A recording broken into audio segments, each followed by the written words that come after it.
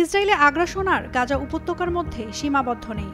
আশ্রয়হারা গাজাবাসীর পক্ষ নিয়ে কথা বলা দেশগুলোকে এবার লক্ষ্যবস্তুতে পরিণত করেছে তেল আবিব। গত ৮ থেকে ১০ সেপ্টেম্বর পর্যন্ত মাত্র ৭২ ঘন্টায় বিমান হামলা চালিয়েছে ৬টি দেশে।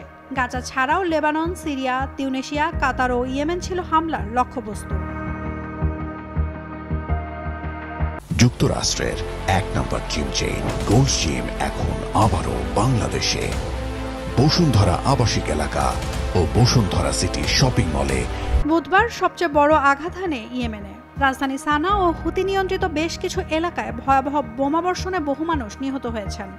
ধ্বংসস্তূপে পরিণত হয়েছে অসংখ্য স্থাপনা।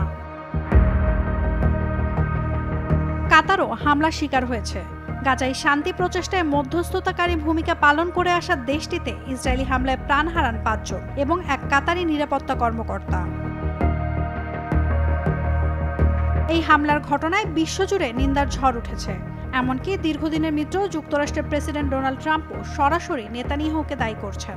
তবে কোনো কিছু তোয়াক্কা না করে হামাসকে আশ্রয় ও অর্থায়নের অভিযোগে কাতারের দিকে আঙুল তুলেছেন নেতানিয়াহু। এমনকি হামাসকে সমর্থন না দিলে ভয়াবহ পরিণতির হুমকিও দিয়েছেন তিনি। এই অবস্থায় ইসরায়েলের প্রধানমন্ত্রীর বিরুদ্ধে সন্ত্রাসবাদের অভিযোগে আন্তর্জাতিক বিচারের দাবি জানিয়েছেন কাতারের প্রধানমন্ত্রী শেখ মোহাম্মদ বিন আব্দুর রহমান বিন জসিম আল থানি। একই সঙ্গে উপসাগরীয় অঞ্চলের সব দেশকে ঐক্যবদ্ধ হয়ে প্রতিক্রিয়া জানানোর আহ্বান জানিয়েছেন তিনি। জর্ডান সহ বিভিন্ন দেশের নেতারা মনে করছেন আন্তর্জাতিক আইন লঙ্ঘনের দায়ে ইসরায়েলের বিরুদ্ধে এখনই কার্যকর পদক্ষেপ নেওয়ার সময় এসেছে। এদিকে বুধবার একদিনে গাজায় ইসরায়েলি হামলায় নিহত হয়েছেন ৭০ জনেরও বেশি নিরীহ ফিলিস্তিনি। দক্ষিণাঞ্চল অনিরাপদ হওয়া সত্ত্বেও জোরপূর্বক গাজা সিটির প্রায় ১০ লাখ মানুষকে সেখানে ঠেলে দিচ্ছে ইসরায়েলি বাহিনী। এ নিয়ে গভীর উদ্বেগ জানিয়েছে বিভিন্ন মানবাধিকার সংস্থা।